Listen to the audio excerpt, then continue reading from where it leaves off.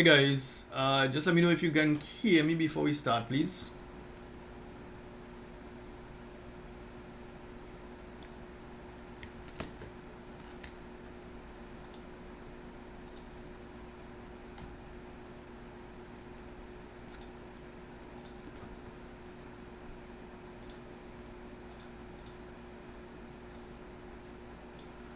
All right.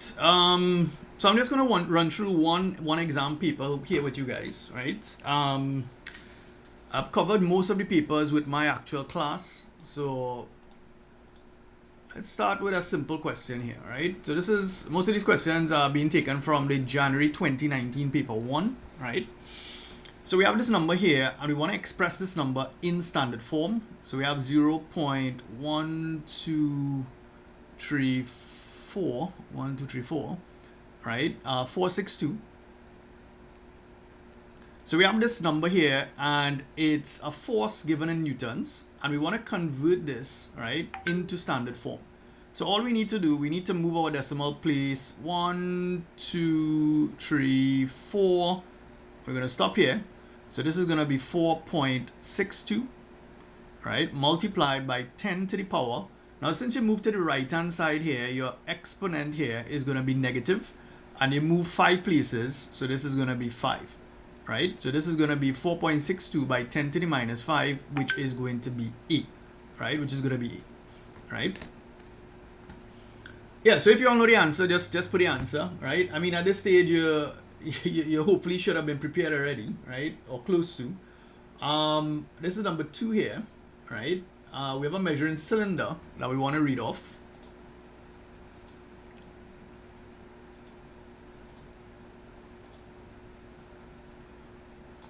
Right? I've actually seen some students get this question wrong, right? So you just need to be careful with this. So we want to know what is the volume of this liquid here, right? What's the volume of this liquid here? Now the thing is, on this diagram, all right, you're reading off the volume of a liquid, so we need to read the bottom of the meniscus here, right? So the bottom of the meniscus is actually this here, so that is corresponding to 7.5. So we need to be careful. So the answer is going to be 7.5 cm cube, right?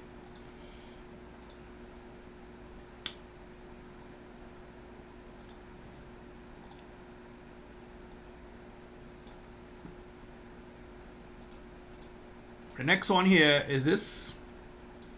1 gram is equal to what, right? So we're looking at the conversion from grams to milligrams. If you have 1 gram and you want to convert that to milligram, right, all we need to do is to multiply by 1,000. So 1 gram is actually equal to 1,000 milligrams. So in this case here, it is going to be C as our answer.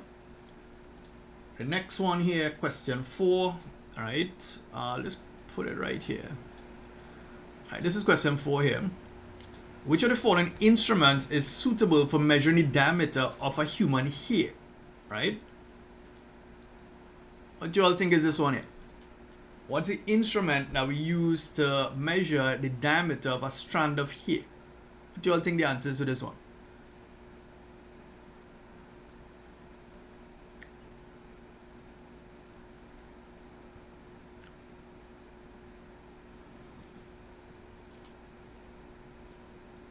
Right, so we're talking about a strand of hair, right? Looking at the answers here, how come you all saying vernier caliper, right? The answer is actually, right? The answer is actually the micrometer screw gauge, right? Not the vernier caliper. We use the vernier caliper if you want to measure the diameter of a piece of wire, right? Or if you want to measure the diameter of a test tube or something like that, that's what we're going to use that for, right?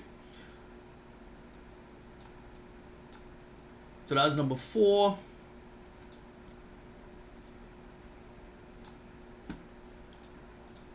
Question 5. Which of the following implements are designed to take advantage of a large moment provided by a relatively small force? What do you all think the answer is for this one? Here, what to do for me, right? In the chat, put your answer as, in this case here, put it as like Q4 and whatever you think is the answer. Right? If you think it's A, put it in terms of that. Put Q so we know which question we're talking about. Right?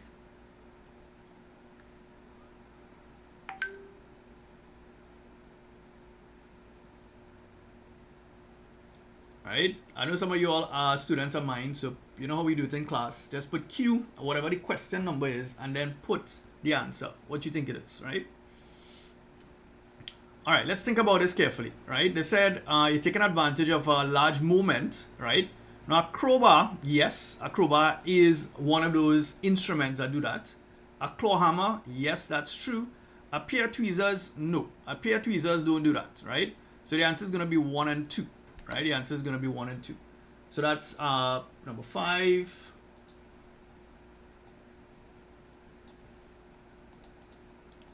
Question 6 here. The mass of an astronaut is 70 kg when stranded on the moon. When he returns to the Earth, what his is approximate weight? So here's what you need to do for this, right? So on the Earth, right, the Earth is this here. The value of G on Earth is taken as 10 Newton, right, per kilogram, right? That's the value of G here. So we have a man, he is on the moon, right, and his mass is equal to 70 kilograms. When it comes to mass, it doesn't matter where you are.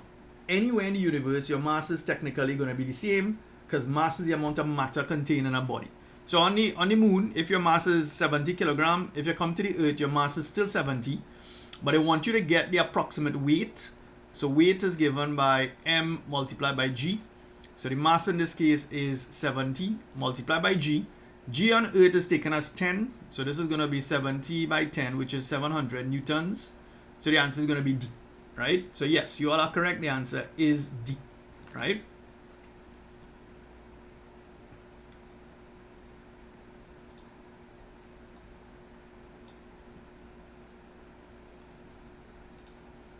Question 7. Which of the following is a derived unit, right? So put Q7, put what you think is the answer. Which of the following is a derived unit?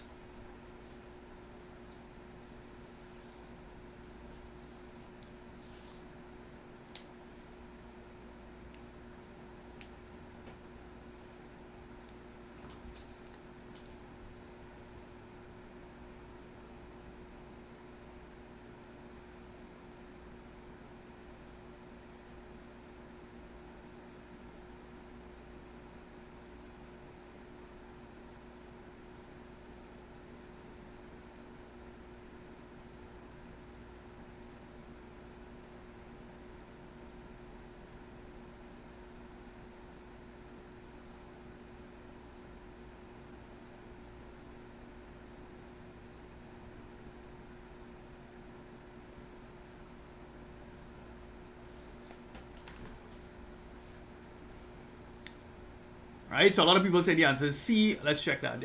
So when it comes to your base quantities, right? So we have mass, right? And mass here is measured in kg, right? We have length, right? Length is measured in meters, right? Mass, length, time. So time is measured in seconds, right? Temperature, right? So temperature could be a capital T. And the SI unit for temperature is Kelvin. So mass, length, time, temperature, right? Current, which is I, and I is measured in amperes, right? Now at your level, these here represents your base quantities. Those are your base quantities, and these are your base units here, right? These are your base units. Every other quantity in physics is being derived from these base units here, right? So if you look at the answers here, you're going to realize that meter cube, right, which is volume, is a derived unit that we have here, right? In our little chart here, we have Kelvin, seconds, and kilograms, right? So the answer is going to be C.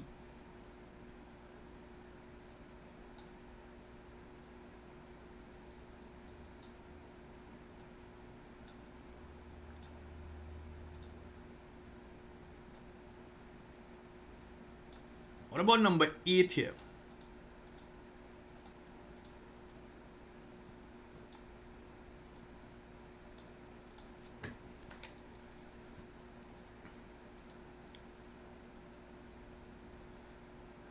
What about number 8?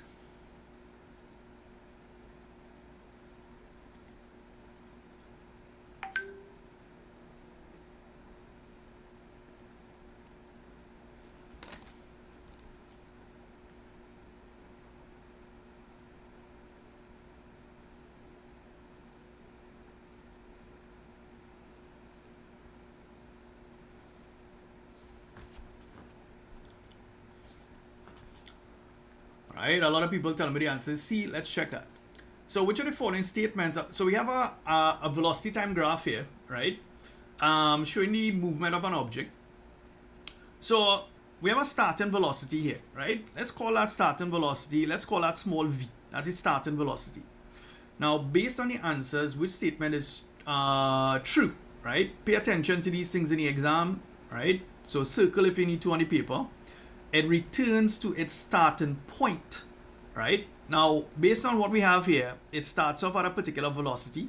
It stays with that velocity until t1. Then the velocity slows down up until t2. Then it stays at that velocity up until t3. It increases up until t4. And then it continues at the original starting velocity, right?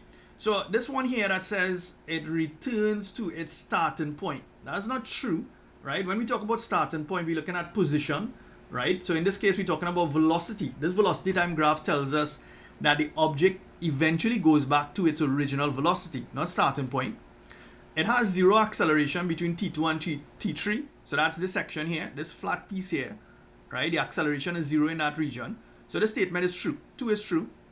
The velocity at t4 is the same as the initial velocity. That's true, because t4 is here and your initial velocity was here. So therefore the answer is going to be 2 and 3, which is going to be C, right? Yep, I agree with that.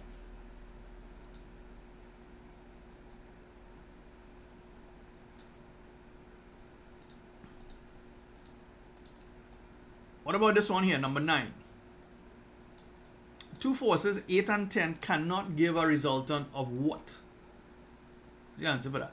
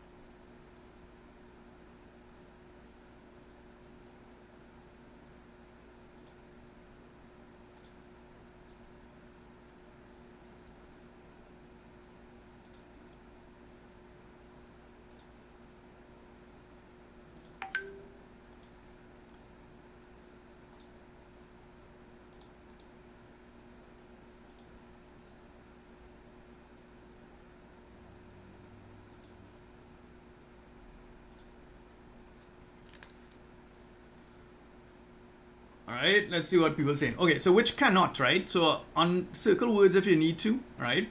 So let's start. We have two forces, 8 and 10. So let's look at the possibilities. If you have two forces, 8 and 10, 8 could be acting that way. We can also have 10 acting this way as well. So if you have a scenario like that, your resultant force is going to be 8 plus 10. So that's going to give us 18. So that's our maximum force that we could possibly get, right? Both of them acting in the same direction. We have another scenario. You could have the 10 Newton acting this way. And we can also have the 8 Newton, but the 8 Newton is acting in the opposite direction, right? So in this case here, your resultant force is given by, if they're in opposite directions, it'll be 10 minus 8. And in this case, you're going to get 2. So these two numbers here, 18 and 2. 18 is the maximum resultant we can possibly get, and 2 is the minimum that we can get. You can also have other scenarios where you could have maybe 8 Newton acting this way at some angle, right? And we have this. That's another possibility. But either way, the maximum is 18 and the minimum is 2. So therefore, A is not a possible answer, right? A is not a possible answer. So that's number 9. Number 10. Which of the following features must be present in a stable, well-designed racing car? So this question is about stability.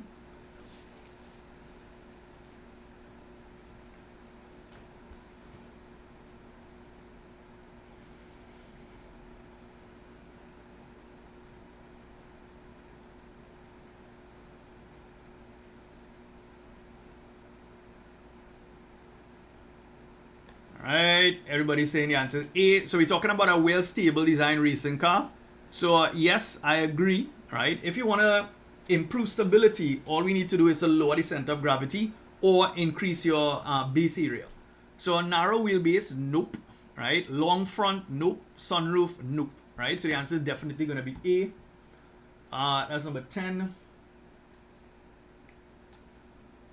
Question 11. A student set up a simple pendulum and finds that the period is 1.7. To obtain a period nearer to 1 second, he should do what? What do you all think is this one?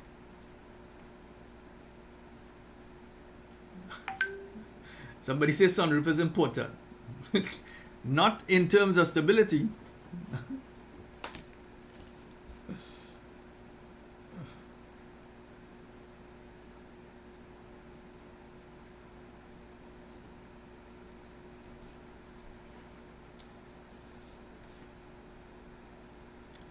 Right, I see a lot of D's here, right?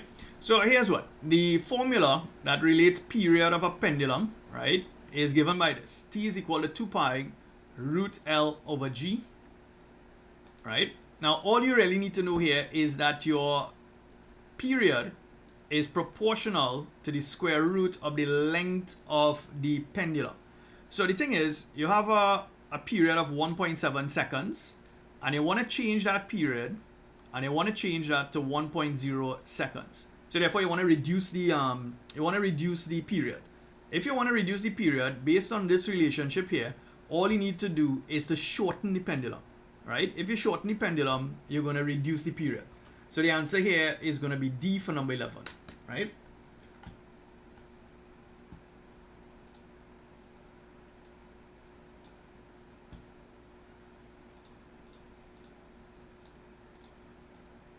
Number 12, right? When a ball is thrown vertically upwards and reaches its maximum height, it has what?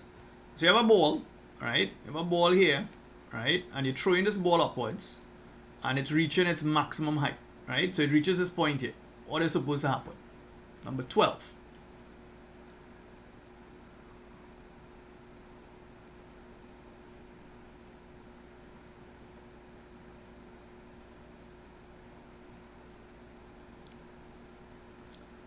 Right, a lot of people saying the answer is C. So when you throw a ball upwards, right, what's happening here is that your potential energy is increasing.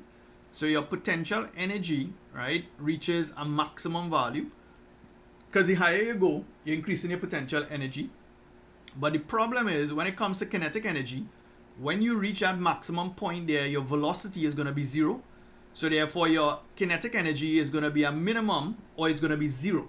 So in terms of the answers, right, so let's see, maximum potential, minimum, the answer is going to be C, right? Based on what we have here, the answer is going to be C.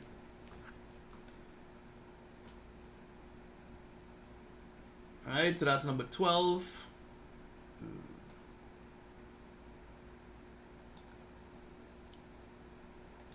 What about this one here? All right. It's a very old question, but it came recently, right? So we have, it refers to the following diagram. So we have 100-gram mass, right, which can be balanced by placing it at 1. If the mass at, sorry, that's not. The diagram above represents a 100-gram mass, which can be balanced by placing a mass at 1. If the mass at 1 is to be used to balance the 100 grams, it should be what?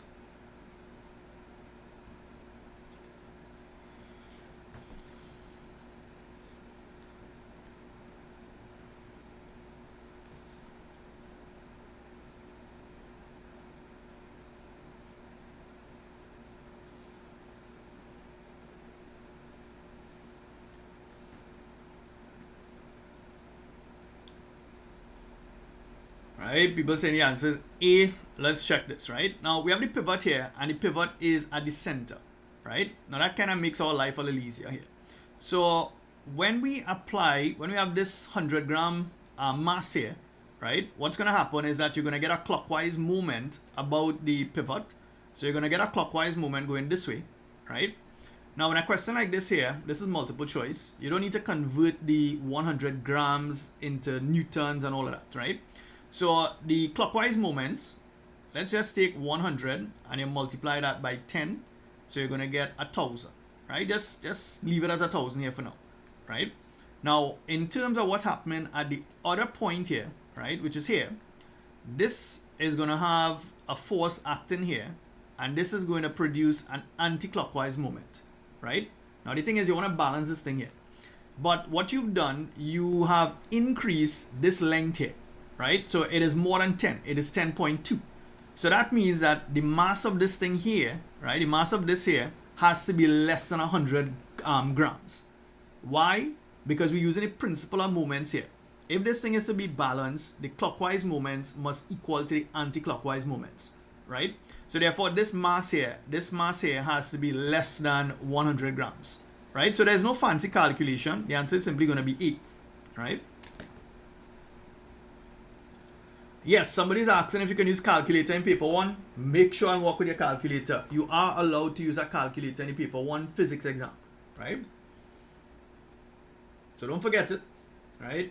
You don't want to come out of the exam and be like, oh, shucks.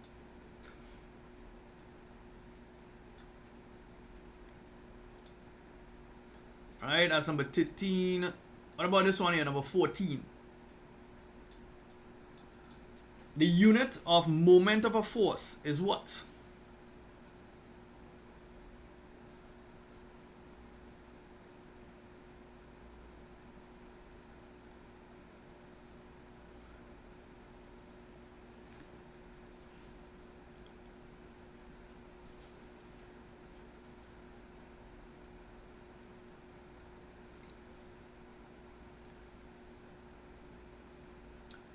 Alright, everybody saying B. Now here it says, watch out for this in the exam. Sometimes they ask us for moment, and then sometimes they ask us for momentum, right? When you're talking about moment of a force, right? Moment of a force is given by F multiplied by a perpendicular distance from your pivot. So that's going to be Newton multiplied by distance, which is meters. So it's going to be Nm. So the answer is going to be B, right? If they had told us momentum P is given by mass by velocity, and that is given by kg ms to the minus 1. So be careful, this is momentum, right? Some students mix this up in the exam, right? So that's number 14.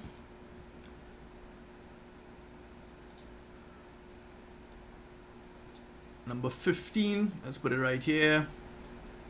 Actually,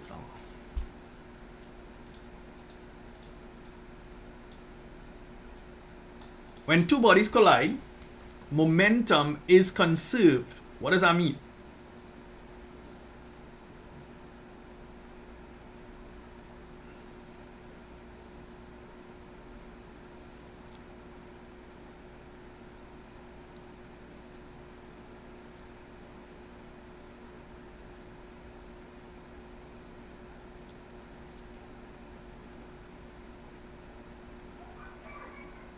Right? People saying D is the answer. Let's check that, right? Okay, so we're talking about bodies colliding and we're talking about momentum. So therefore, we're talking about the principle of conservation of momentum. Now, that basically says that the total momentum before the collision is equal to the total momentum after the collision, right? So the only one that makes sense here is going to be D, right? D is the correct answer for this one here, right?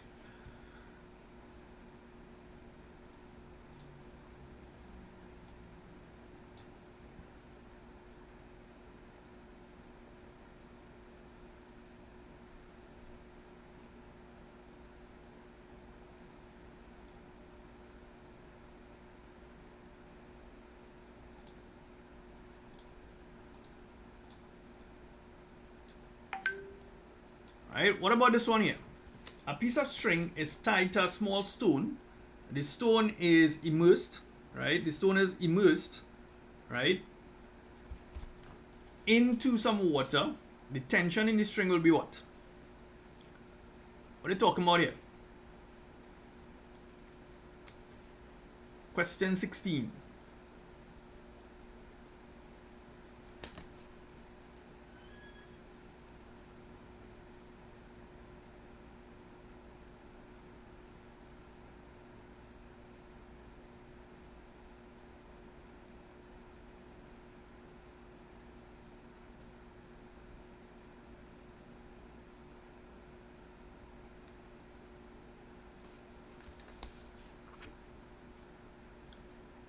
right? So here's what's happening here. So basically we have a piece of string, right? It's tied to a small stone and it's totally immersed in water. So let's look at one scenario here. So you have your stone, right? Now when a stone is attached to a string, there are basically two forces acting on this thing here. So the first thing is that the weight is going to act downwards, right? And you're also going to have your tension that is acting upwards on the string, right? So that's scenario one. But then we're taking that same stone and we're going to place that in some water. So this is what's happening here in the second scenario now.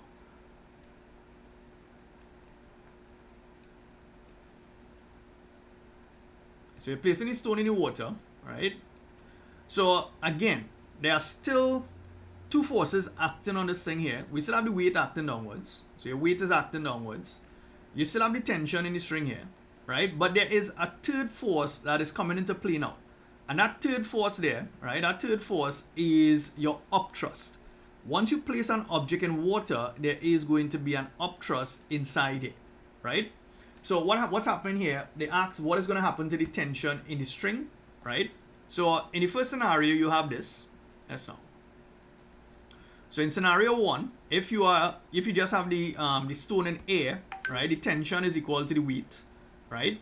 But if we look at the second scenario, when you're in water, what's happening here is that your tension plus your upthrust, because both of those forces acting upwards, has to be equal to the weight.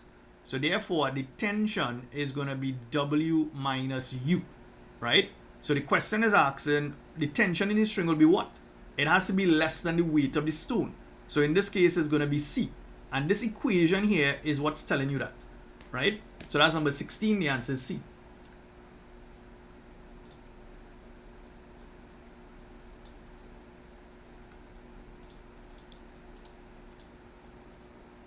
All right, number 17 here, all right? Figure item 17 refers to the following diagram. Pressure at the bottom of the dam depends on what? What are they talking about here?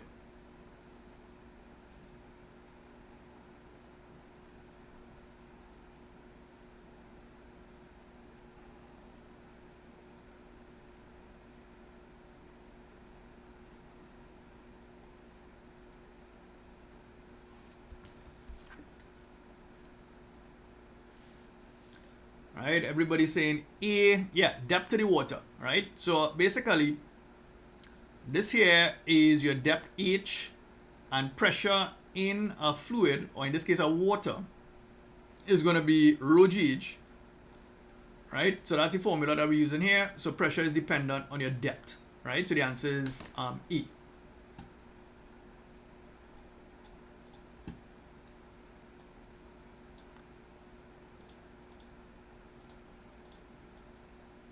Question 18 here. Which of the following scientists was responsible for arriving at the conclusion that measured amounts of electrical and mechanical energy can be converted to a proportionate amount of heat energy?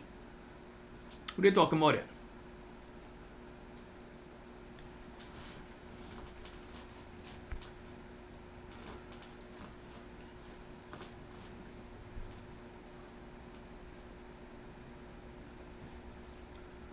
Alright, everybody saying Joule. Yep, Joule is the correct answer.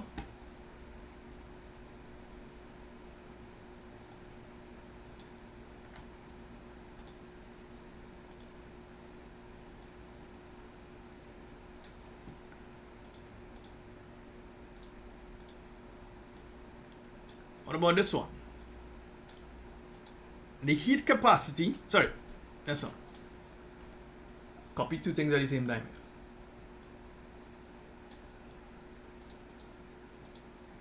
Alright, this one here. We're talking about heat capacity, right? Now read your question carefully. There are versions of this question where they ask for specific heat capacity. This one is asking for heat capacity.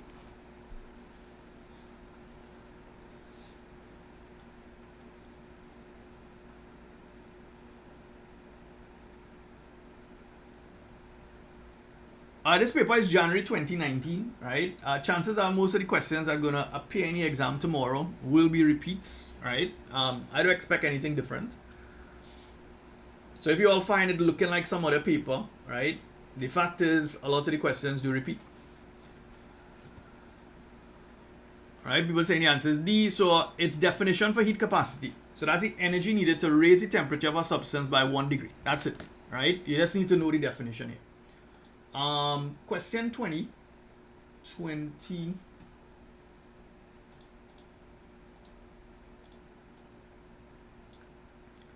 All right, so we have 3 containers here, PQRNS, containing water of mass M, 2M, 3M, 4M at the temperatures indicated, in which of the containers above is the average kinetic energy of the molecules greatest, right? Which of the following is the average kinetic energy of the molecule the greatest, right? Question 20.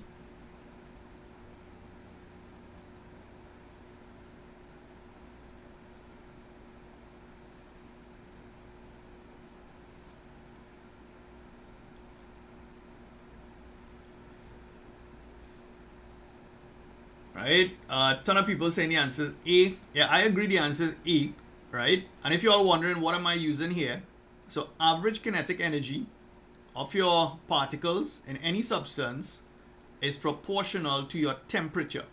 It has nothing to do, so they gave you all of this here to distract you. It has nothing to do with the mass.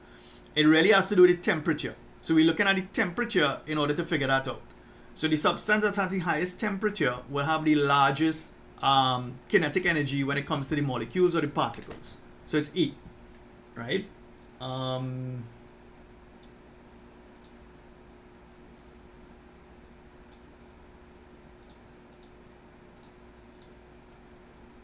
Question 21. The energy required to change the state of a substance was determined by EH. If the mass of the substance is double, what happens to the value of EH?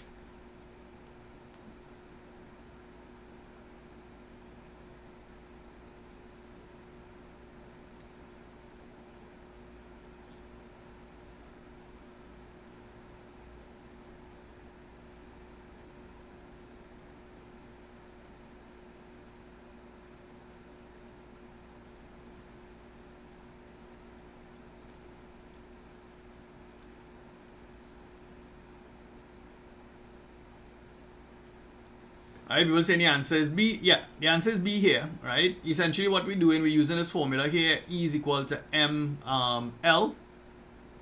Yeah, change state, so we're talking about E is equal to ML, right? So E is proportional to M. So if you double your M, right, then we expect the energy to also be double, right? That's basically what's happening there.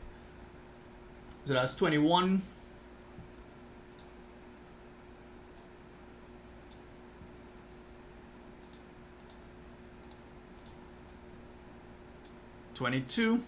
Right?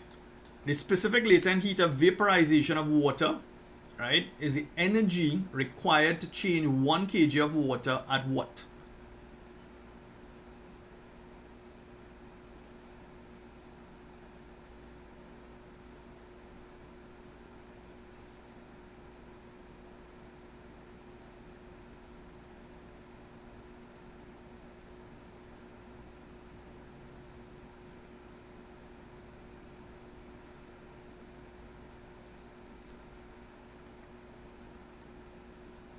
Right? People saying the answer. See, so let's check that. So you want to convert, we're talking about latent heat, specific latent heat of vaporization of water. So what needs to happen is that we need to have water, right, at 100 degrees Celsius. And then what's going to happen is that that is going to convert into steam at 100 degrees Celsius, right? This is what we call vaporization here, right? So the energy required to go from this to this is what we call the latent heat of vaporization. So the answer is going to be C in this case here, right? So you all are correct. So that's 22.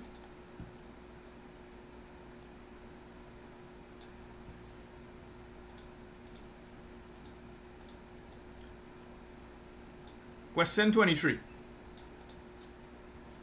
Item 23 refers to this graph here, right?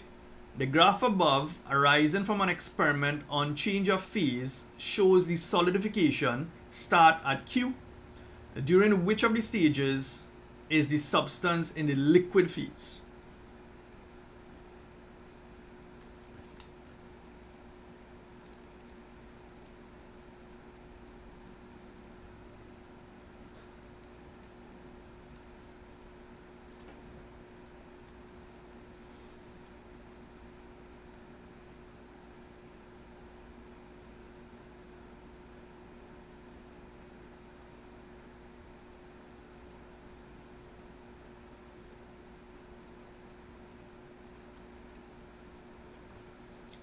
right? People saying the answer is D.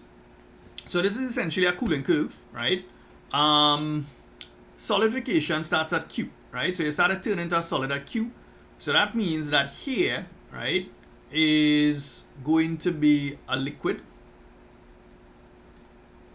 right? Solidification starts at Q, right? So therefore that QR is where your phase change is taking place. So this is going to be a mixture of liquid and solid, right? And then R to S here, that's also going to be a solid, but that's solid only, right? So the question says, during which phase is the substance in the liquid phase, right? So in this case here, it is going to be between P and Q, so it's going to be D, right? It's going to be D.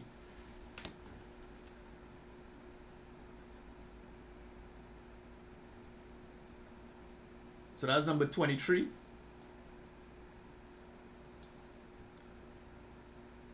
Question 24. Which of the following remains unchanged with an increase in temperature? What's the answer for this one?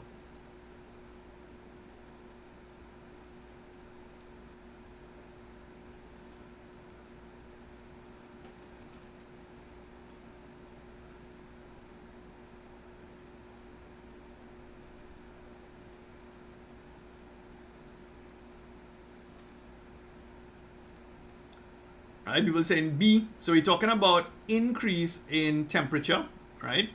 So how does temperature increase? How does it affect density, right? So when you increase the temperature of something, its volume is expected to change, right? So let's start with density.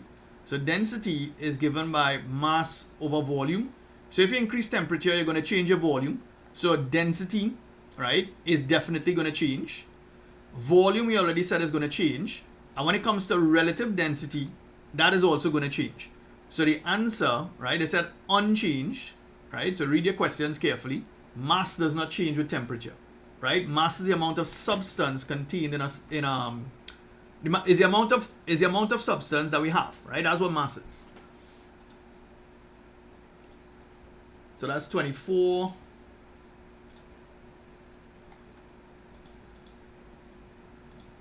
Question 25. Which of the following is most likely accounts for the fact that pot handles are usually made of wood or plastics?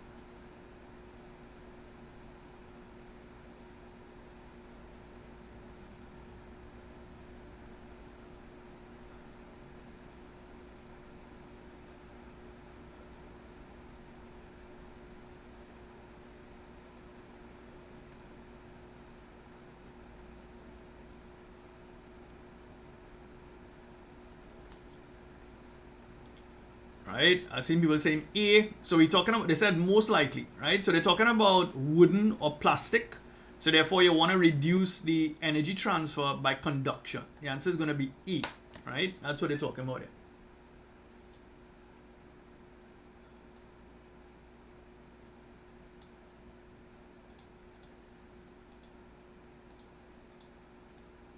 What about 26? We have a detector of thermal energy placed equal distance in turn from each of four faces of a hollow metal cube full of hot water, right? So basically we have some hot water here, right? Now let's look at this from a top view, right? And each of the faces on the outside is painted with something else, right? And we want to know, right? So you're putting a detector here, here, here, and here. And we want to know which one of them will get the greatest reading. So we have some hot water here.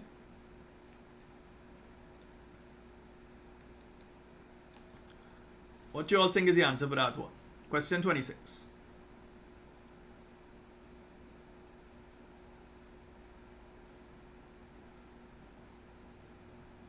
All right, people saying the answer is B. Let's see. So here's what you need to remember, right? Good absorbers are also good emitters of thermal energy, right? So black surfaces are good emitters, right? If you look at all the answers, you will see painted shiny white, you have highly polished, painted silver. The only one that's actually different is B, right? So the answer is B. If you paint it in dull black, that surface is going to be a good emitter, right? Black surfaces are good emitters. Right, so that's 26.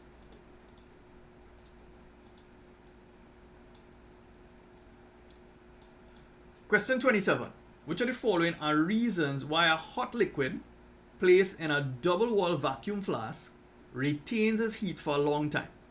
So we're talking about a vacuum flask here. What's the answer for 27?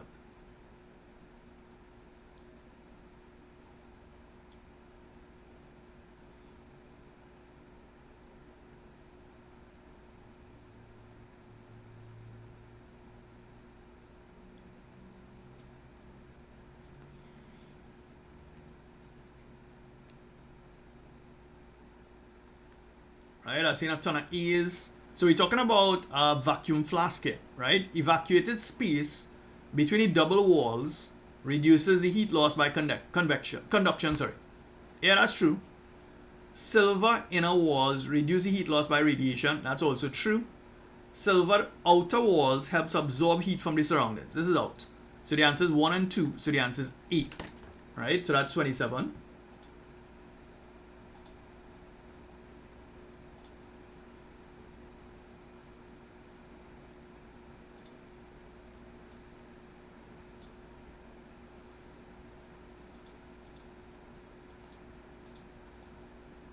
Question 28. Which of the following is not an example of evaporation?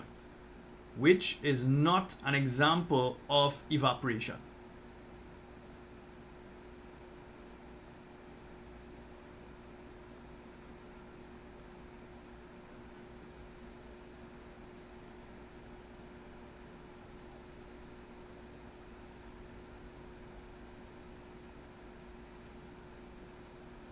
That's the answer for 28.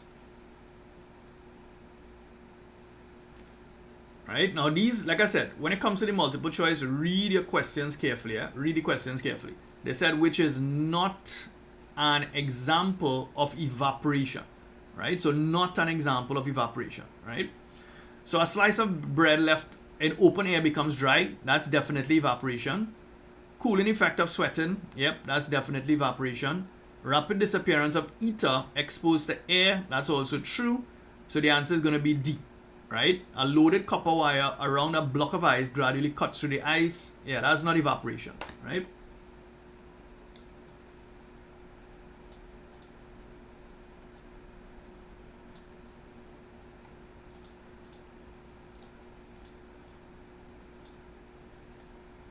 Alright, question 29. Two types of radiation, L and R, fall on a woman's left hand and right hand respectively. Her left hand feels hot but does not become suntanned. Her right hand does not feel hot but it eventually becomes tan. What radiation we talking about here? 29.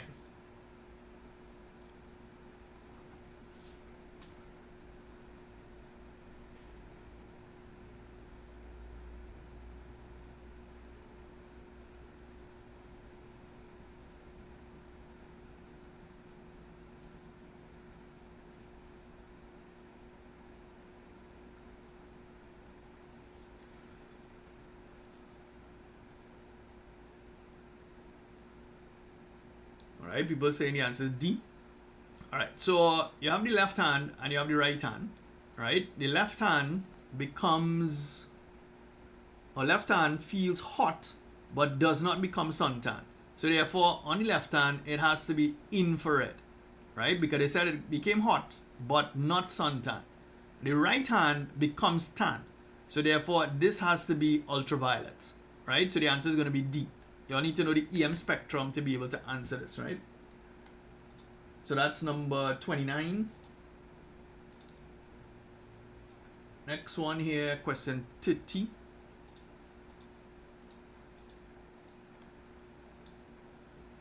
Refractive index of a transparent medium with critical angle C. What are you talking about here? What's the answer?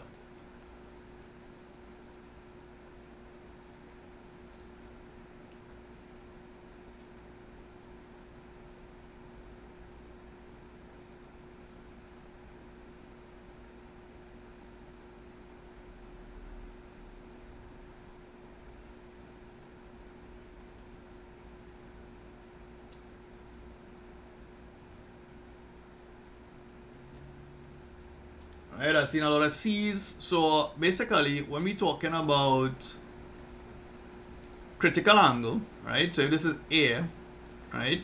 And this is, let's say, glass.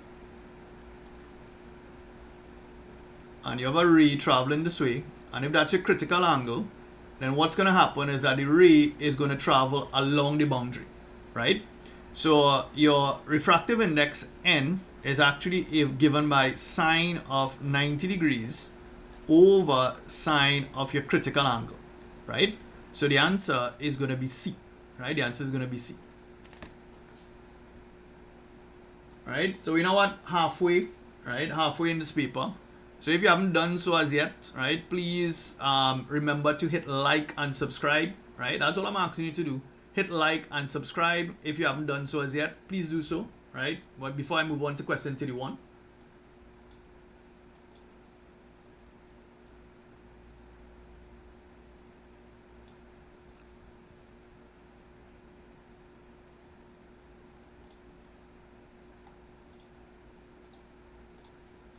All right, question 31, right? A ray of light leaves air and enters glass of refractive index 1.6. The angle of refraction is 27 degrees. What is sine of the angle of incidence? Right? What is sine of the angle of incidence?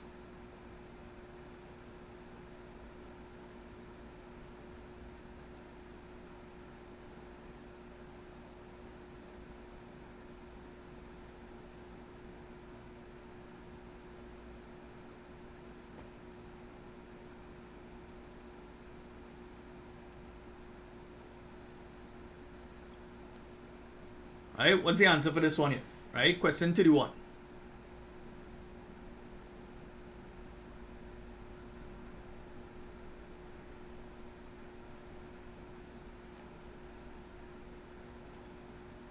Right? So in this case here, so you have a ray of light, it leaves air and enters glass of refractive index 1.6, right? So let's set up a diagram here. So this is air, this is glass, right? Let's draw a normal here. Right, so this is normal. And you have, let's now. Right, what is sine of the angle of incidence? So you have a ray, right, going this way. So that's your incident ray. So therefore, this is your angle of incidence. And then what's going to happen is that that ray is going to bend towards the normal. And the angle that we get in here, so the angle of refraction is 27 degrees. That's what they're giving us here. N for this glass here is 1.6. So we want to calculate what is sine of the angle of incidence. So you're going to start off with N is equal to sine I over sine R. So N in this case is 1.6 is equal to sine I all over sine 27. Right? So let's put this over 1 and then let's cross multiply. So you want to figure out sine of the angle of incidence. So sine I is equal to 1.6 multiplied by sine 27. So in this case here, the answer is going to be C. Right? The answer is going to be C.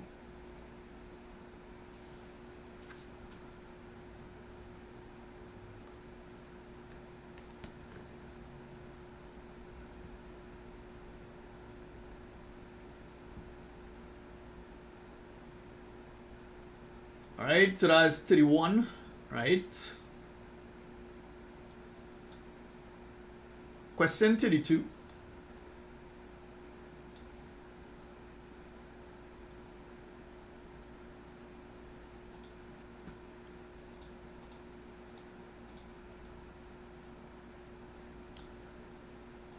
Alright, question 32. A pencil point is dipped into water at point P in front of a straight barrier. Which of the following will be the reflected wave look like? Now read this question carefully. I've seen students get this question wrong, right? Because they didn't read the question properly.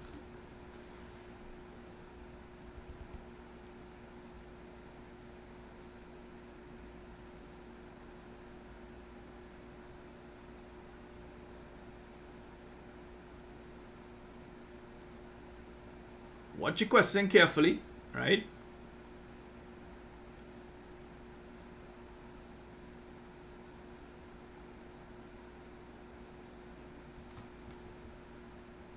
Right, some people saying the first time they're seeing this question, right? So be careful, right?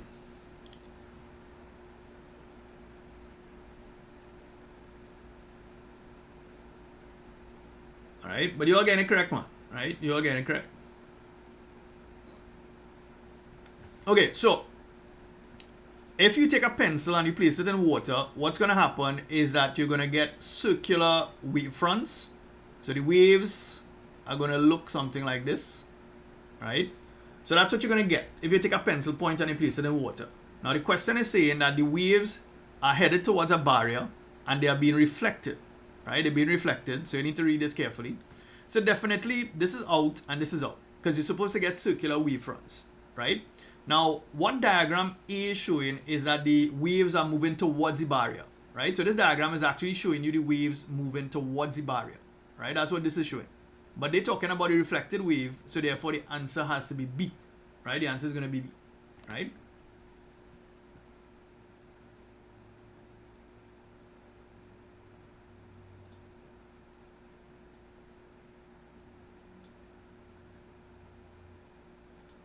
How about this one here?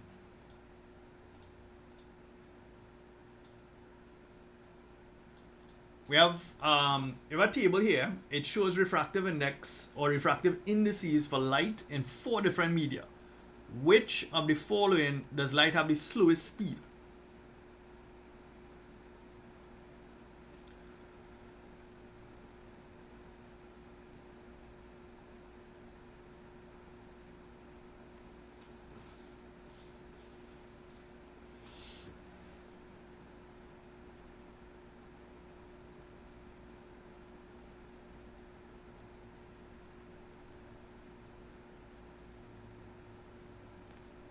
Right, so a lot of people saying the answer is D. Yeah, it is diamond, right? So we're looking at the one that has the highest refractive index, which in this case is 2.4. So therefore, the speed of light is slowest in diamond, right?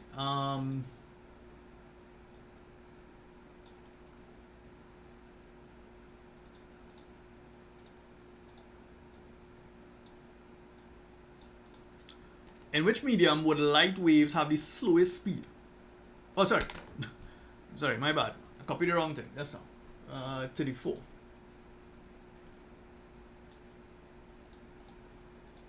Alright, this one. So which of the following diagrams represents diffraction of waves in a ripple tank? Right?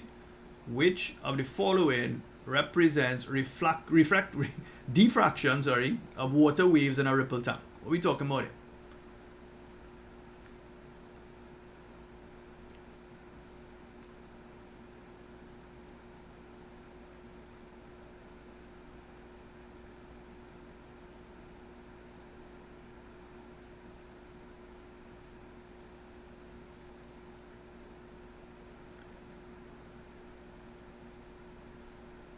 Right, people saying the answer is B. Yeah, so we're talking about, make sure you understand what we're talking about here. Diffraction, so that's the spreading out of waves. So that's this one here, right? So that's the second one, which is B, right? B is the answer for this one here.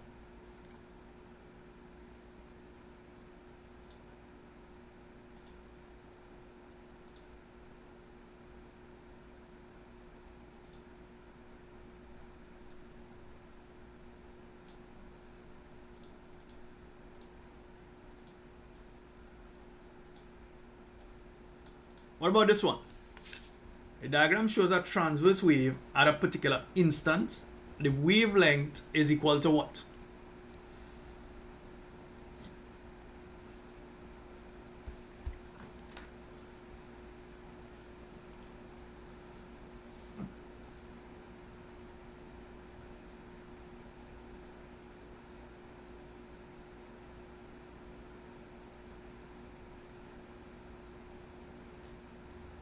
Alright, people saying the answer is C. Let's see. Alright, so people saying PS. So this here is a crest. This is a crest. So this distance here is actually a wavelength. So this is lambda, right? So therefore that's true. You're all saying PS, that's correct, right? C is the answer. Right, so that's 35.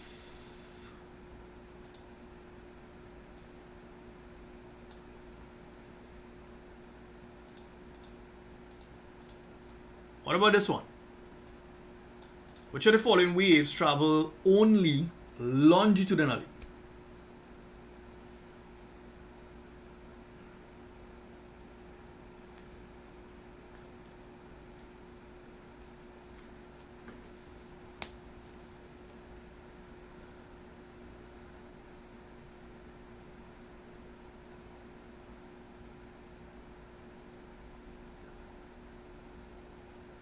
Question 36, eh? Remember to put a question number so I'll know which one you all answered, right? So put Q36 and whatever you think it is, right?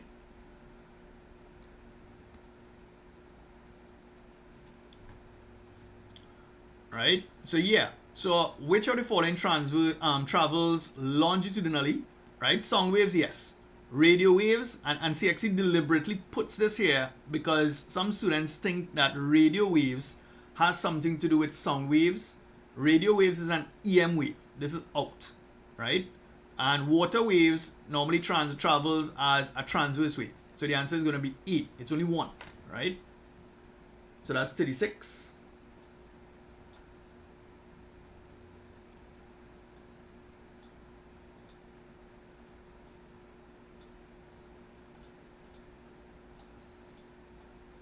In this paper, they brought two questions along the same lines, right? Question 37.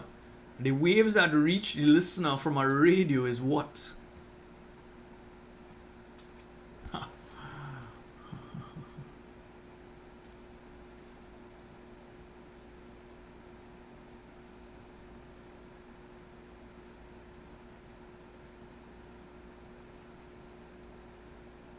Okay, some of you are asking about water waves. So water waves could travel as either a transverse or a longitudinal wave, right? So on the surface, water waves can travel as transverse, but deep within the water, right, it can travel as a longitudinal wave as well, right?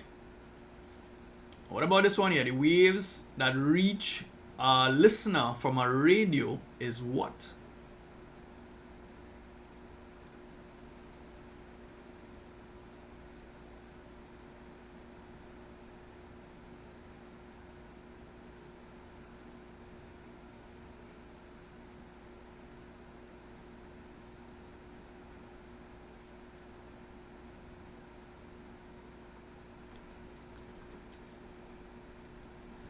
Right now, look at this scenario here. We have waves reaching a listener from a radio, right? So let's say we have a radio here, right? Right, so you have a radio here, right? And somebody's standing up here, right? And they're listening to what's happening here, right? So this wave that we get in coming to them, right, is a sound wave, right? Now the radio may have an antenna, right? The radio may have an antenna, right? You may have a radio station somewhere here, right? And the radio station is transmitting a wave here. This here is called a radio wave, right? Which is an EM wave or a transverse wave, right? Now the wave that is traveling from the radio to the person, right? So you have somebody with their ears here and they're listening, right? What's going to happen is that wave there is a sound wave. So it's a sound wave, right? And it's longitudinal.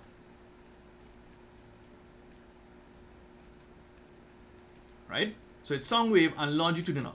Now based on the answers here, right? We know that this is out and this is out here, right? So we know it has to be a longitudinal wave. Now, if the wave is moving from the radio to the person, it has to be what we call a progressive wave. It's moving, right? So the answer is going to be D. It's longitudinal and progressive, right?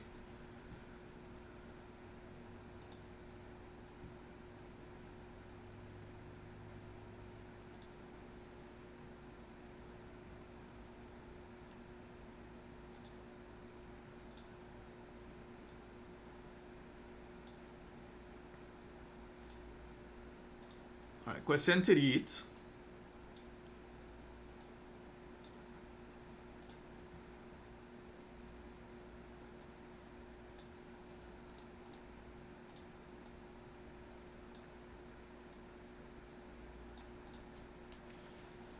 All right, so which of the following best represents the passage of a beam of white light through a triangular prism, right? Which one you all think is the correct answer?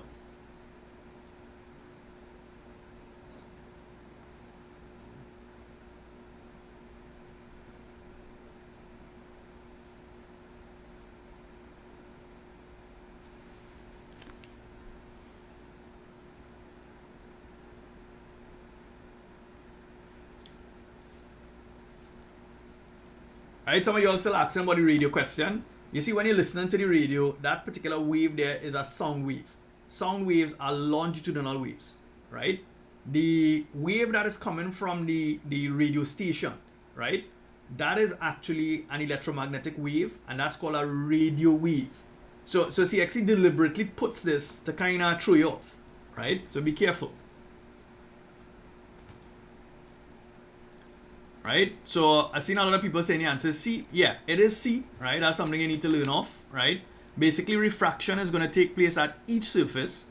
And since we're dealing with white light, right? White light is going to split into several colors. And you're going to get your spectrum on the side here, with red on top here and violet at the bottom. So the answer is C. So that's 38.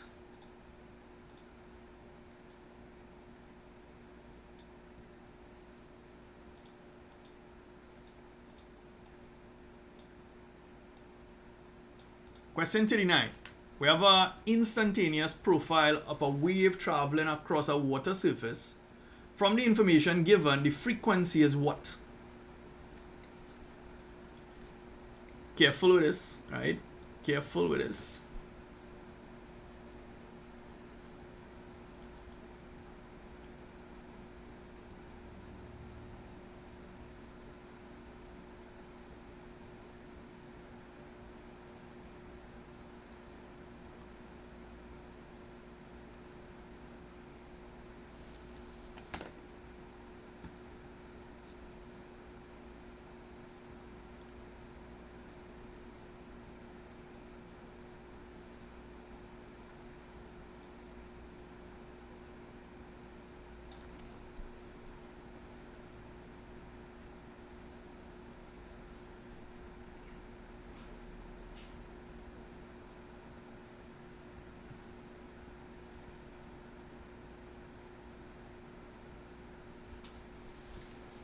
Right? Alison, feel free to just bump them off, eh? Don't just delete the what I put it in the chat, right? You can just kick them off, you know. Right? Knock them off for the live if you need to. We're not here to waste time, right? We're not here to waste time. If you want some assistance for tomorrow free of charge, that's why you're here, right? So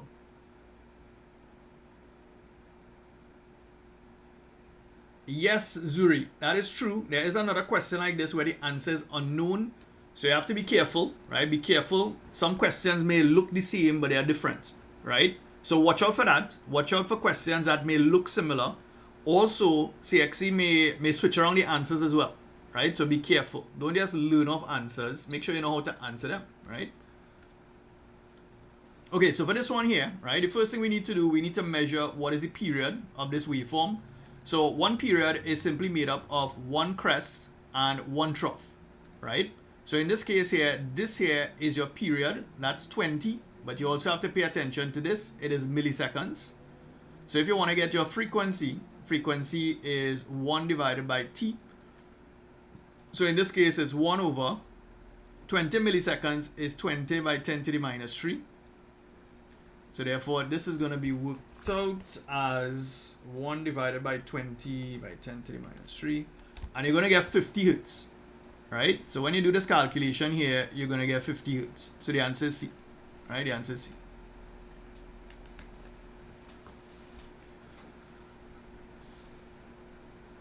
Right, so that is number 39.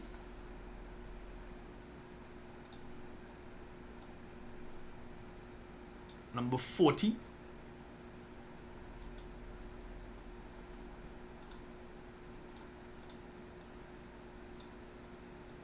The note from a drum is louder when it is struck harder because the sound waves produced has a greater what?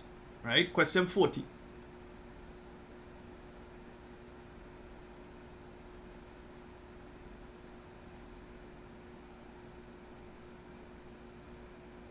Right? Somebody's asking about the last question. Yes, you have to convert to milliseconds. Sorry, you have to convert the milliseconds into seconds. You just divide by 1,000. That's what I'm doing. Right? So that 20 milliseconds, just take 20 and divide by 1,000. Right? That's what I'm doing there. Right? For this one here, people saying the answer is A. Yeah. So loudness depends on amplitude. So that's the answer for that.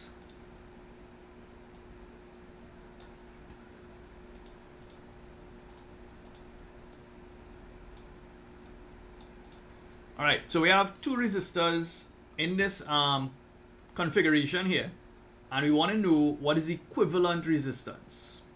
What's the answer for this one?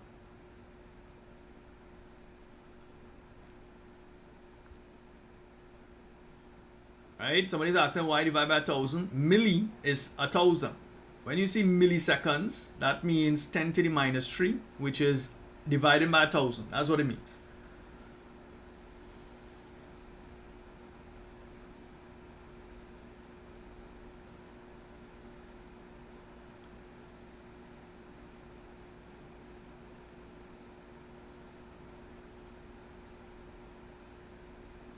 Right? I appreciate some of you trying to help there with the standard form, right?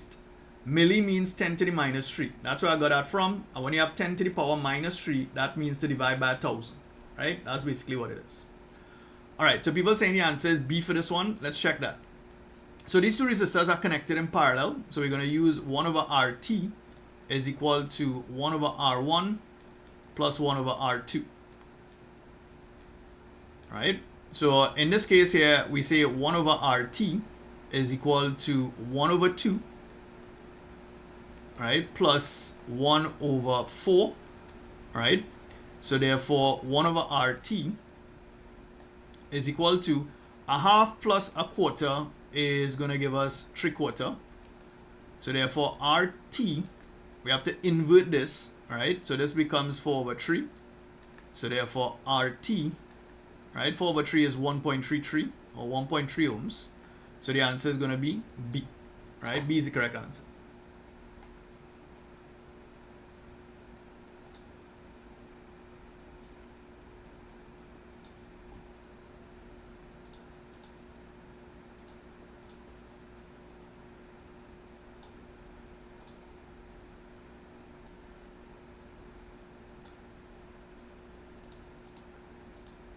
What about this one here? We have a circuit diagram in the first picture, and they want to know which one is the same diagram electrically between A, B, C, and D.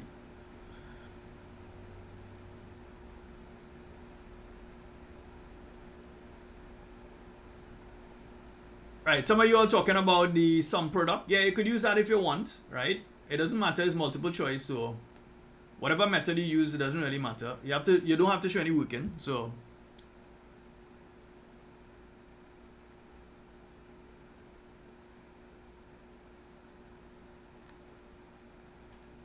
right, everybody's saying the answer is C. Yeah, the answer is C for this one, right? This is a very basic question here.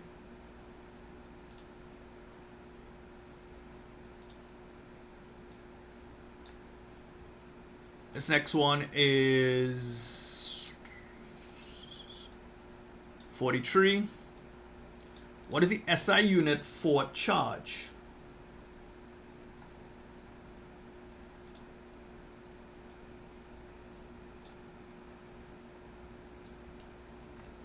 Right? What's the SI unit for charge?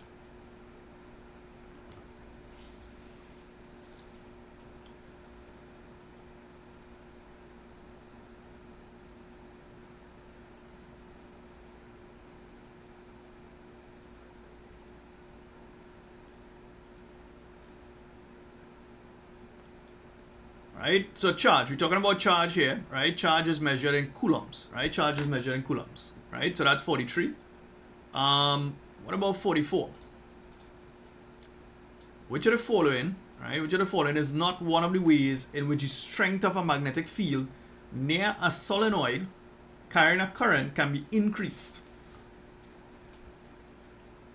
What is the answer for this one?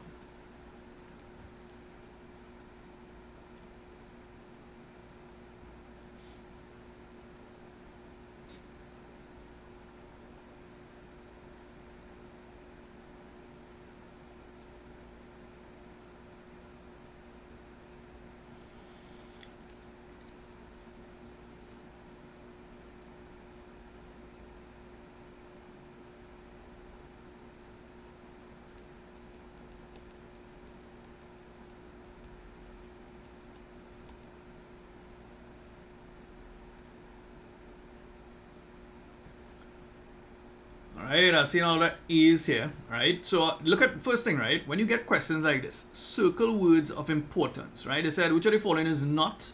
So we're talking about a solenoid, right? So a solenoid is simply a coil like this, right? Now a coil like this creates a magnetic field, right? And the magnetic field looks something like this, right? That's what the magnetic field looks like. So they're talking about which of the following is not one of the ways to increase the strength, right, of the field near a solenoid. So let's say this is a point here on the solenoid, right? Now this formula that I'm going to write here is not on your syllabus, but I'm just going to show you what it depends on, right? So your magnetic field actually depends on whatever material is in the coil. So if you put a soft iron inside the coil, it's going to increase the strength of the field. So this is one thing that will increase that, right? Placing a soft iron will increase the magnetic field, right? So that's what this represents here.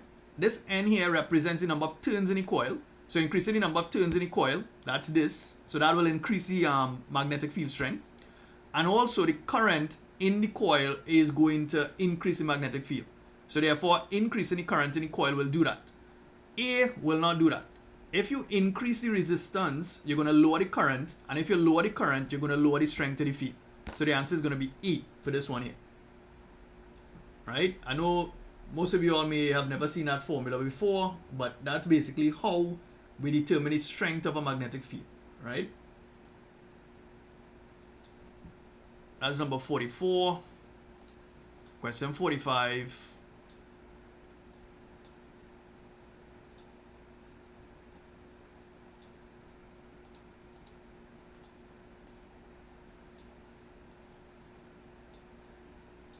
Alright, which of the following diagrams represents the electric field that exists between two oppositely charged point charges? What's the answer for 45?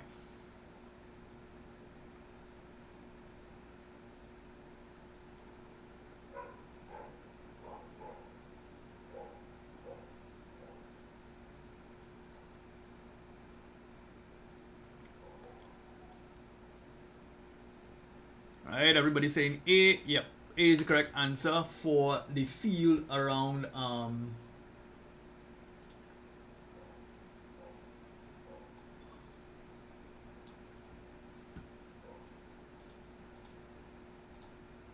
Alright, question 46. Like in the paper 2, you all just needed a simple diagram like this in order to answer the question in the paper 2.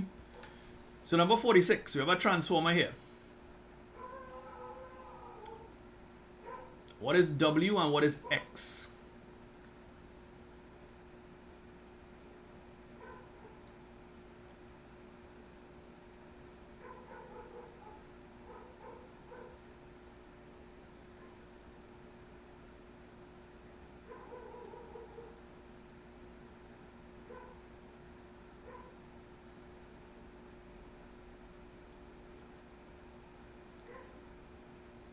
Alright, people saying the answer is B. So here's what you're going to look at here. So we want to know if the transformer is a step up or a step down. If you want to know that, all you need to do is to look at the number of coils here. So it looks like 3 coils here. But when we go across here, you have 4. So therefore, that's a step up transformer, right? And a transformer only works using alternating current. So it's step up and it's AC input. So the answer is B.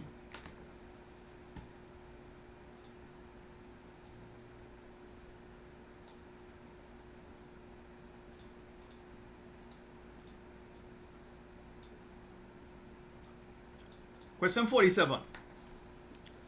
Ideal transformer, 1200 turns on the primary, 600 turns on the secondary. If the voltage across the secondary is 20 volts, what's the voltage across the primary?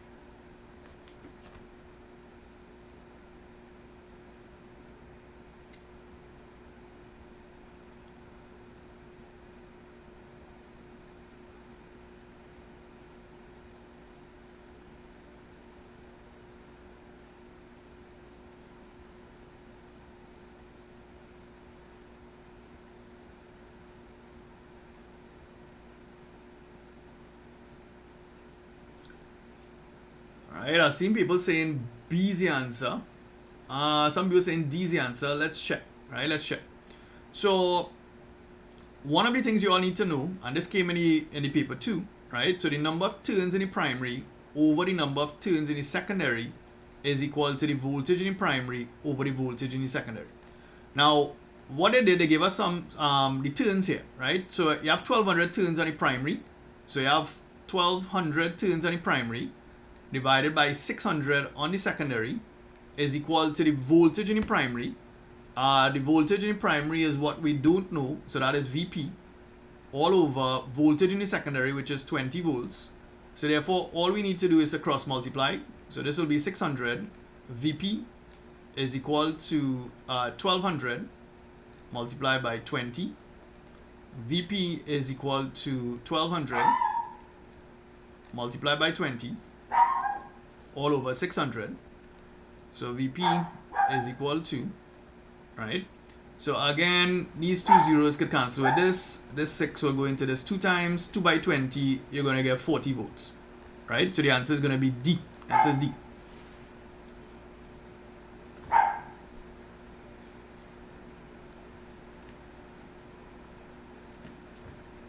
Alright, so just be careful with your calculations.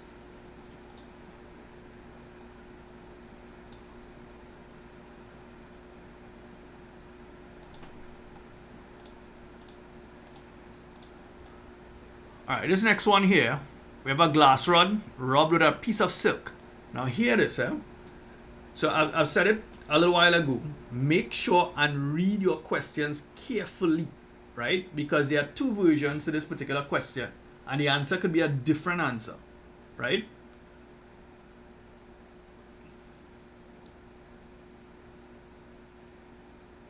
Yeah. Yes, there is a dog in the background, right?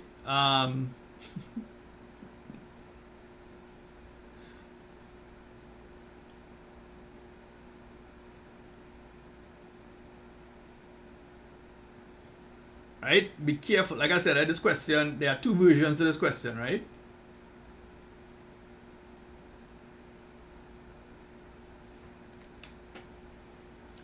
Let's see what people say is the answer here. So you have a glass rod, right? Now the glass rod is rubbed with silk and it became positively charged, right? It became positively charged. Now if something becomes, and you're rubbing it with silk here, right? If this becomes positively charged, it means that electrons have to move away from it. It has to lose electrons, so the silk will become negatively charged, but the rod becomes positively charged. So the answer is going to be B. Yeah, I agree. The answer is B. Alright, so that's 48.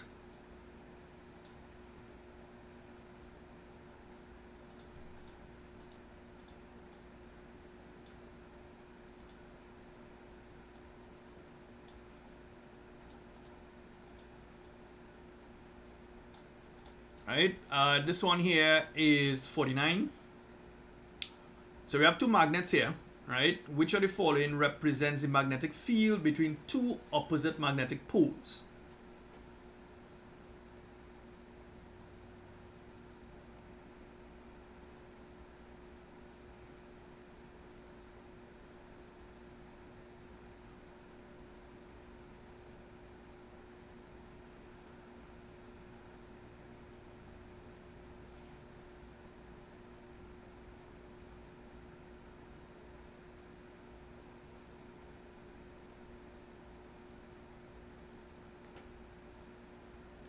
Right? We were saying C, so let's see. North to south. Yeah, the answer is going to be C here. So you need to know your magnetic field.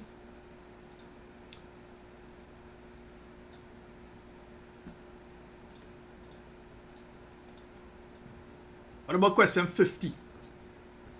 This question is about a diode, right? And we're trying to figure out which one, right, will make the bulb light.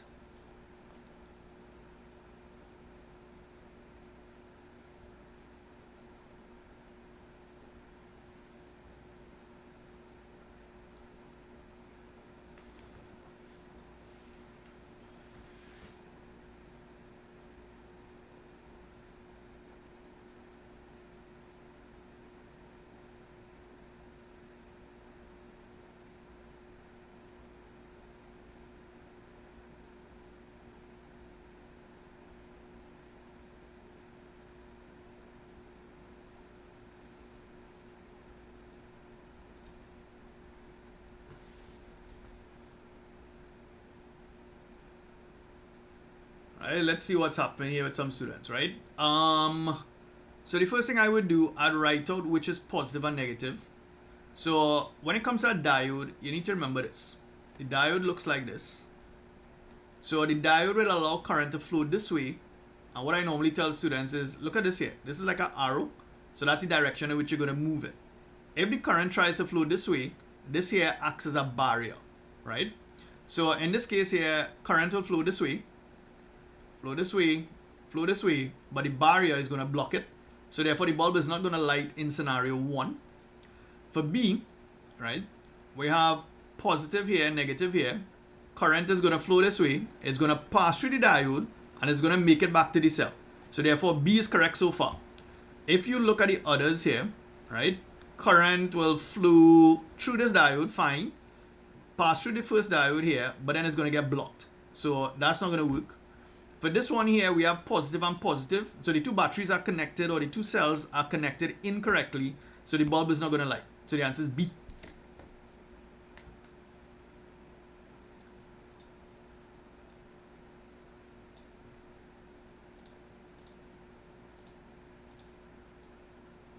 Question 51. We have a truth table for some logic gate here. What logic gate are they referring to?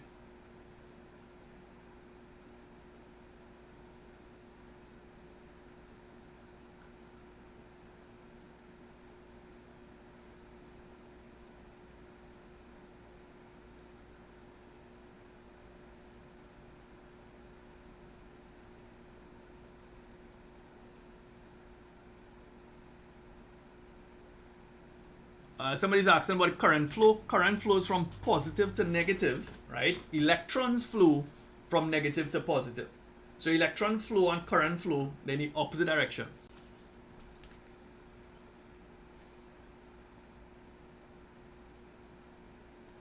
All right, so if we look at this here, you will notice that, let's look at these two inputs here. If we have a 1 and a 1, we get a 0, right? And every other combination is giving us 1. So if you all recall, an AND gate will only give you an output of 1. When you have a 1 and a 1, you'll get an output of 1. If I have a NAND gate, if I have a 1 and a 1, I'm going to get a 0. So this here is actually a NAND gate. Now be careful. There are many questions where the answer was a NAND gate. But what if CSEC changed the table on you? So don't just learn over the answer. You need to know how to get the truth table, right? So be careful. So that's 51.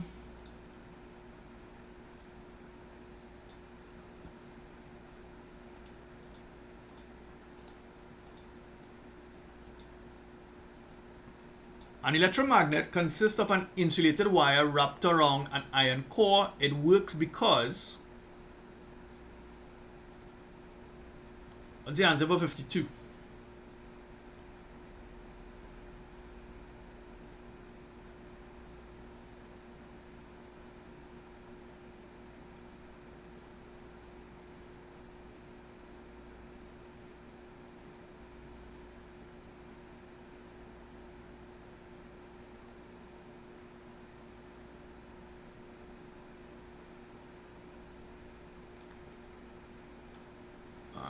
people saying the answer is C. Yeah, I agree. A magnetic field is produced inside the coil. That's what the answer is.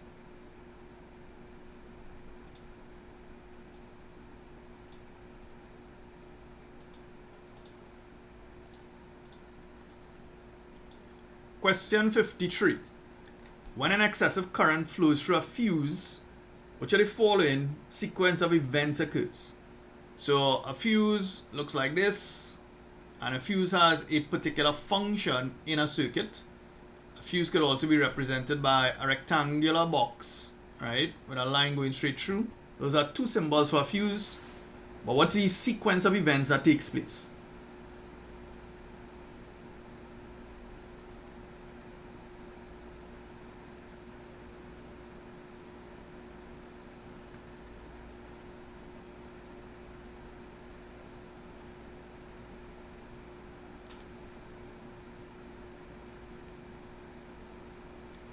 Okay, so think about what happens with a fuse, right? The purpose of a fuse will typically have a rating. So it might have a, let's say, a 2 amp rating. Once the current exceeds that, right, it's going to prevent any current from going above that. So the fuse essentially blows.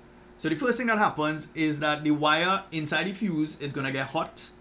It's going to melt, and then it's going to turn off the current, right? So it'll be B, right? B is the one that makes sense.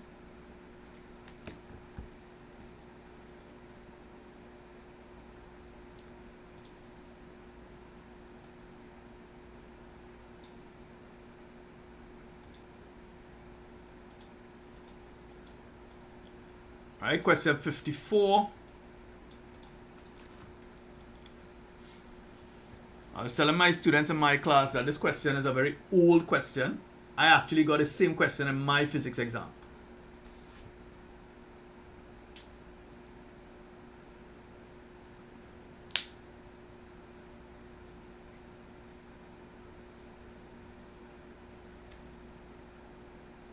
What's the answer for 54?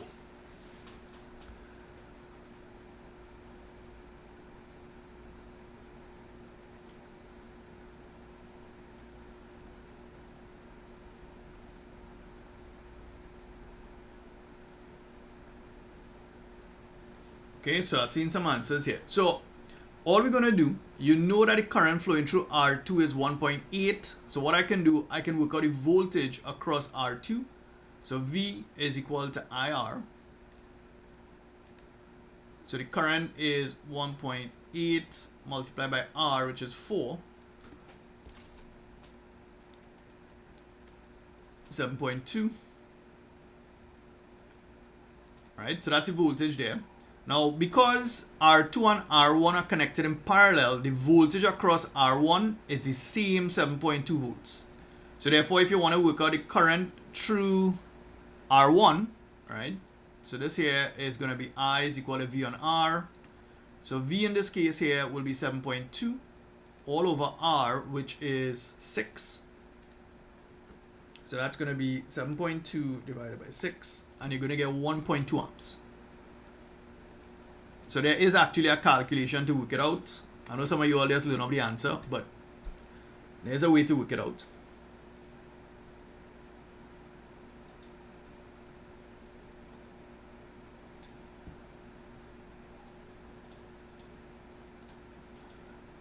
Now guys, read this question carefully. I think about 2 years ago, we had some students who, they came out of the exam and they were happy that they thought they got the question correct, right? But what happened is that CSEC changed the question on it, right? It could have been the same question, the same paper, but just read your question carefully, because there's a version of this question where they have a voltmeter instead of an ammeter.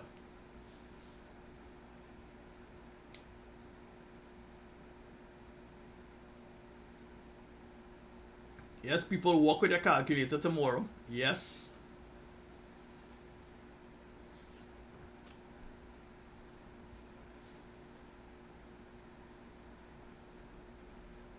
And so be careful, right? So there are two versions of this question. One of them is a voltmeter and one is an ammeter. So be careful. So this one here is specifically said an ammeter. has a very low resistance so that so ammeters are connected in series and you don't want to affect the circuit, so the answer is going to be B. So that's 55.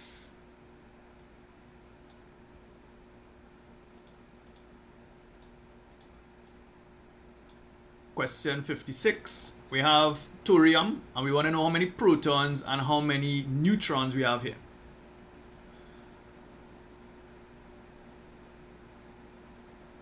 Some people are asking about the voltmeter. If it was a voltmeter, it has to be connected in parallel, and the same thing, you don't want to affect the circuit. So the voltmeter is parallel and it doesn't affect the circuit, right?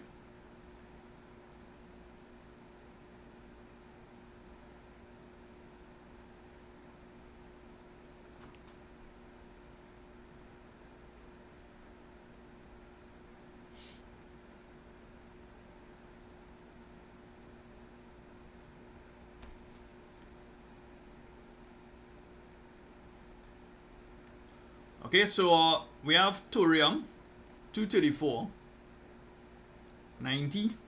So therefore that tells us we have 90 protons. And if you want to work out the number of neutrons, you're going to take 234 and you're going to minus 90. So in this case here, you're going to get 4, right? And this is going to be 144.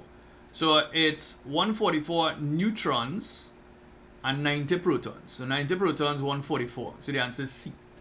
Okay.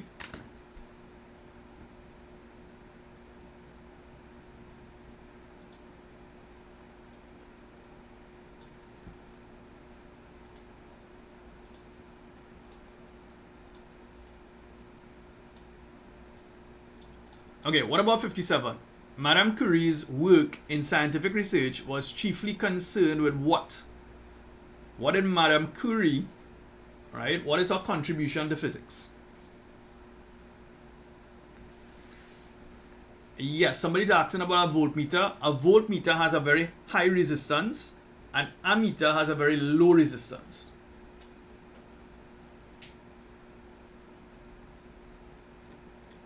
Everybody's saying radioactivity. Yep, that's her contribution.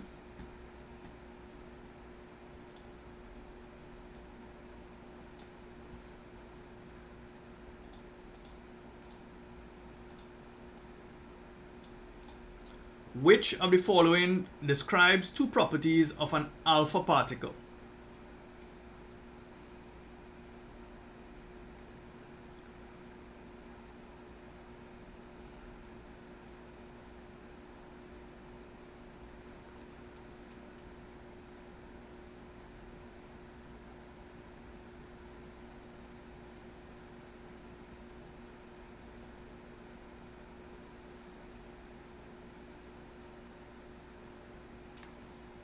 So people are saying D. So we're talking about alpha particles. So alpha particles have a positive charge and they're not very penetrated. So that's going to be D. Yep.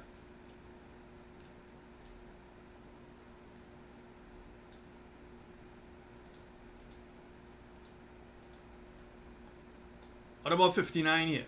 Sodium 24 decays into magnesium 24 with the emission of a beta particle and can be represented by the following equation.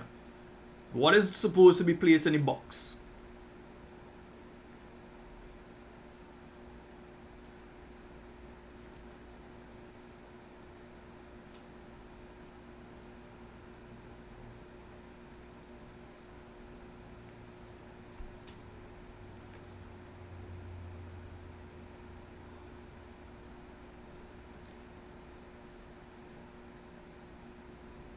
Alright, so for this one here, all we're missing here is a beta particle.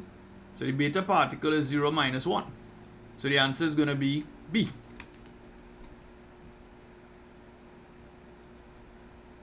So that's 59.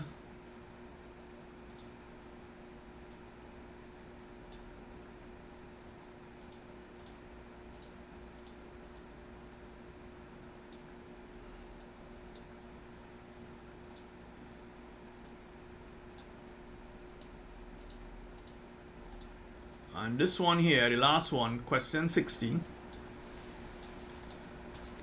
Which of the following best represents the variation with time of the number n of undecayed nuclei present? What is this last one here?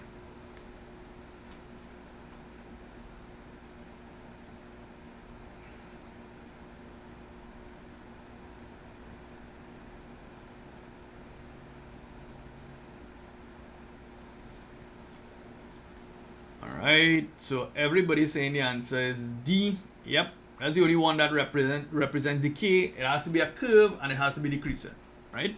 So, a lot of people want me to do more papers, right? Unfortunately, this is all the time that I do have, right? So, for all the students who are here, I just want to wish everybody good luck in the exam tomorrow. I know a lot of my students are here as well, so I need you all to listen as well. So please read your questions carefully in that exam tomorrow. Read every single thing properly. Circle words if you need to. So I know some of my students, within half an hour, they're going to finish that paper. Please do not leave the exam room early. Take that time, go through every single question, right? Your objective is to get full marks in that exam paper tomorrow. So please read every single question properly, right? Work with your calculator. Yes, calculators are allowed to do the paper. You don't need to work with scrap paper. You write, all your working can be done on the paper. So please, like I said, the important thing here is to read your questions carefully, and the exam is going to be okay. So good luck, everybody, and I want to wish everybody a good paper, right? We're going to get a good paper. Don't worry, we're going to get a good paper. All right. So guys, enjoy the rest of your afternoon. Be safe, and I will see you sometime again. I may come live for maybe maths and probably chem, depending on if I have time, right? So take care, people. Enjoy. Later.